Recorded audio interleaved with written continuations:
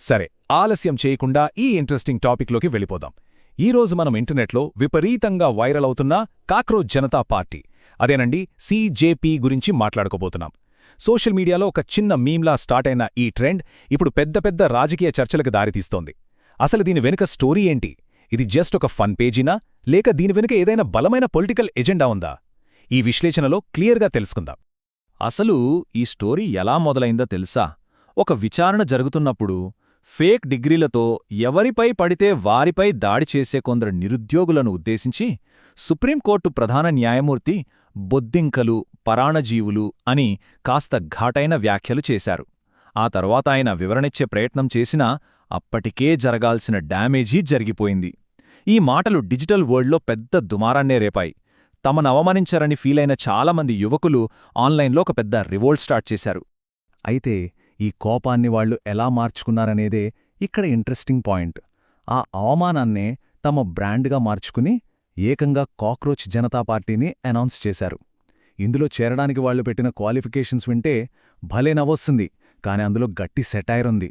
అవేంటంటే, ఖచ్చితంగా నిరుద్యోగి అయి ఉండాలి, ఫిజికల్గా బద్ధంగా ఉన్నా బ్రెయిన్ మాత్రం షార్ప్గా పనిచేయాలి, బాత్రూమ్ బ్రేక్స్తో కలుపుకుని రోజుకు మినిమం 11 గంటలు ఆన్లైన్లో ఉండాలి, అలాగే కంటెంట్ క్రియేట్ చేస్తూ ఎవరినైనా నిలదీసే టాలెంట్ ఉండాలి. ఇలాంటి క్రేజీ అర్హతలతో ఈ పార్టీ ఇంటర్నెట్ను షేక్ చేయడం స్టార్ట్ చేసింది. ఇక వీళ్ల మేనిఫెస్టో అయితే మామూలుగా లేదు, చాలా అగ్రెసివ్గా ఉంటుంది.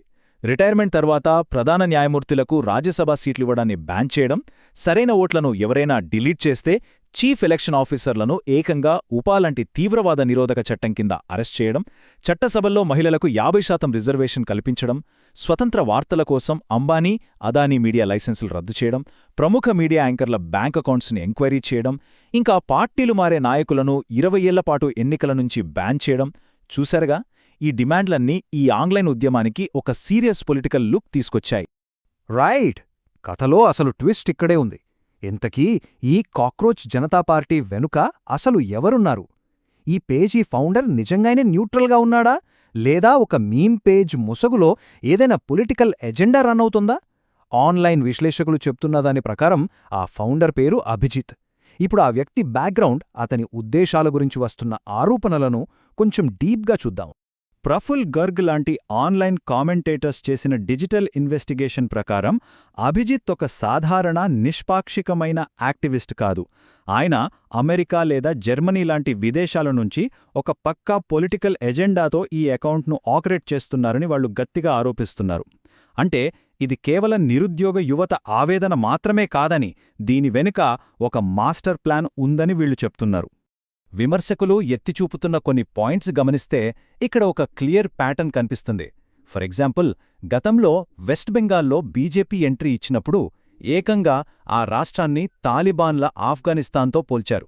అలాగే రీసెంట్గా మణిపూర్లో మోహరించిన 2 లక్షల బలగాలు హింసను ఆపడానికి కాదని, ఎలక్షన్స్ కంట్రోల్ చేయడానికే అన్నారాయన.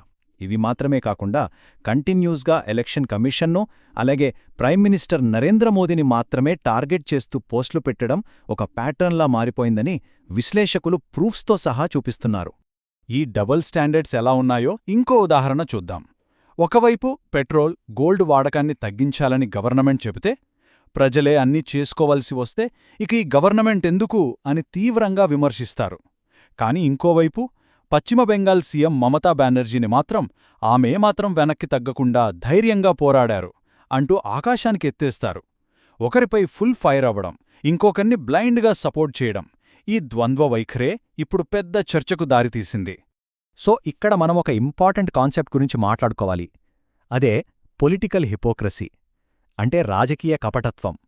సింపుల్గా చెప్పాలంటే, మన ప్రత్యర్థులు నైతికంగా పర్ఫెక్ట్గా ఉండాలని డిమాండ్ చేస్తూనే మనకు నచ్చిన వాళ్లు చేసే తప్పులను మాత్రం లైట్ తీసుకోవడం లేదా వెనికేసుకురావడం. ఇప్పుడు కాక్రోచ్ జనతా పార్టీ ఫౌండర్ పైన విమర్శకులు చేస్తున్న మెయిన్ అలిగేషన్ ఎగ్జాక్ట్లీ ఇదే. ఈ కపటత్వానికి సంబంధించి ఇంకో సాలిడ్ ఎగ్జాంపుల్ చూడండి.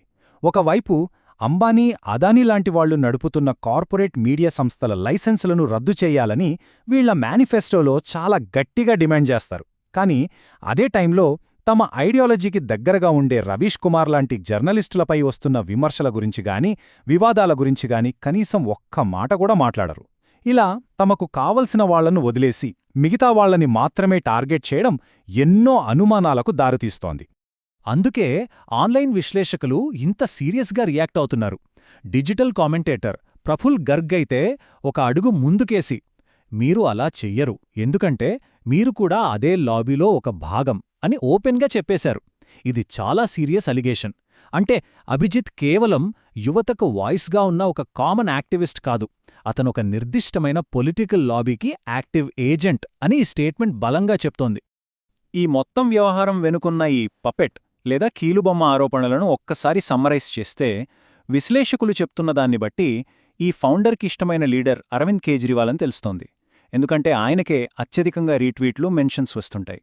ఇక ఆపరేషన్స్ చూస్తే ఇదంతా అమెరికా లేదా జర్మనీ నుంచి నడుస్తోందని అంటున్నారు. అన్నిటికంటే ఇంపార్టెంట్ పాయింట్ ఏంటంటే, నీట్ ఎగ్జామ్ లాంటి ఇష్యూస్లో యువతకున్న నిజమైన బాధను, ఎమోషన్స్ను వాడుకుంటూ వాళ్ల సొంత పొలిటికల్ ఎజెండాను జనాల్లోకి తీసుకెళ్లడమే వీరి అసలు మోటివ్ అని తీవ్రంగా ఆరోపిస్తున్నారు. సో ఫైనల్గా ఈ విశ్లేషణ అంతా చూశాక ఒక పెద్ద ప్రశ్న మన ముందుకొస్తుంది.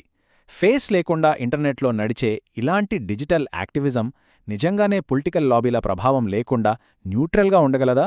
లేక వైరల్ అయ్యే ప్రతి ఇమోషనల్ మూమెంట్ చివరికి ఎవరో ఒకరి స్వార్థ రాజకీయాలకు సాధనంగా మారిపోతుందా? ఈ డిజిటల్ ఏజ్లో ఆన్లైన్ ఉద్యమాల వెనుక ఉన్న అసలు నిజాలను మనం ఎలా గుర్తించాలి అనేది ఖచ్చితంగా ఆలోచించాల్సిన విషయం. మరో ఆసక్తికరమైన విశ్లేషణతో మళ్ళీ కలుద్దాం.